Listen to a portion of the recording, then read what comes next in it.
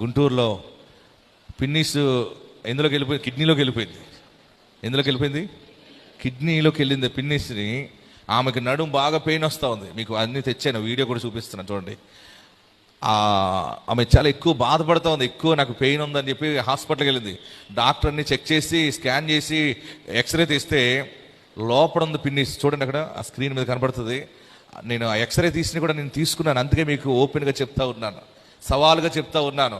ఆ ఎక్స్రేలో ఆ పిన్నీస్ వచ్చింది.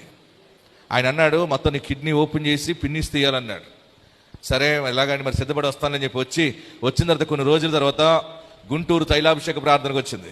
అయ్యగారండి నా కిడ్నీలో పిన్నీస్ ఉందంటే చెప్పింది, ఏదో పర్సలో డబ్బులు ఉన్నాయన్నట్టు చెప్పింది చెప్తుంది. అయ్యగారు నా కిడ్నీలో పిన్నీస్ ఉందంటే అండి చాలా నొప్పి వస్తుందండి అంది. నీకు పిన్నీస్ ఉందా? ఎవరన్నారు కిడ్నీలో పిన్నీస్ ఉందా? నేను ఇంతవరకు ఎప్పుడు వినలేదన్నాను. ఇదిగోండి ఎక్స్రేలు కూడా తెచ్చాను అయ్యగారు అని చెప్పి ఎక్స్రే తీసి చూపించింది. ఉందా? కనబడుతుందా? చూడండి అదిగో. దీన్ని నేను ఒక 2-3 డాక్టర్లు చూపిస్తే సాక్ష్యం చెప్పినప్పుడు డాక్టర్లు ఆశ్చర్యపడ్డారు. జూబ్లీ హిల్స్లో నేను మాట్లాడుతున్నప్పుడు ఇలా జరిగిందమ్మా అని ఒక డాక్టర్ అమ్మకి చెప్తే, అలాగే ఎలా జరుగుతుంది పాస్టర్ గారు, పిన్నీస్ కిడ్నీలోకి ఎలా వెళ్తుంది, అలా కానీ కనపడిందేమో అన్నది. అలా కనపట్టాలి కాదు, ఇదిగో ఎక్స్రే అని చూపిస్తే ఆ అమ్మాయి డాక్టర్కి వెళ్ళి షాక్ అయిపోయింది. పాస్టర్ గారు ఇది నిజంగా దేవుడు చేసిన కార్యం. ఆమేన్, హల్లెలూయా, హల్లెలూయా.